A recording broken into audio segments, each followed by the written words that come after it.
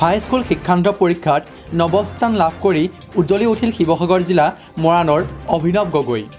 অভিনৱ গগৈ মৰাণ চেণ্ট হাইস্কুলৰ ছাত্ৰ। অভিনৱ গগৈয়ে 585 নম্বৰ সহ নৱম স্থান পাবলৈ সক্ষম হৈছে।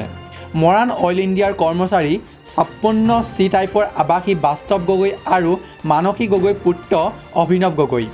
অভিনৱৰ এই সাফল্যত এতিয়া উৎফুল্লিত সমগ্ৰ মৰাণবাসী। কেনেকুৱা লাগিছে মানে বহুত ভাল লাগিছে মোৰ আজি। মাৰ দেউতাৰ আইতা দৌৰ সকলোৰে আশা আজি পূৰণ কৰিবলৈ সক্ষম হৈছোঁ মই। ইমানতে মই মোৰ শিক্ষক শিক্ষয়িত্ৰীকো সকলোকে আন্তৰিক ধন্যবাদ জ্ঞাপন কৰিছোঁ।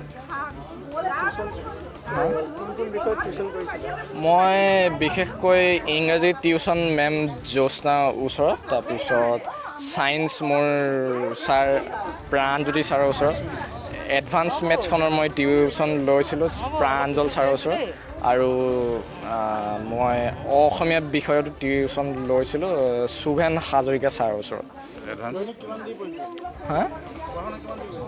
পঢ়া শুনা বুলি সঠিক এখন নিয়মাৱলী নাই, মানে টাইম টেবুল নাই।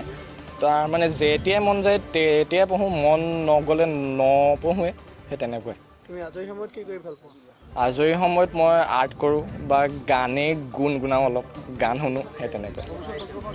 ভৱিষ্যত মই এজন সক্ষম ডাক্তৰ হিচাপে শিৱসাগৰৰ পৰা ডিম্পল হাজৰিকাৰ প্ৰতিবেদন নৰ্থ ইষ্ট টাইম।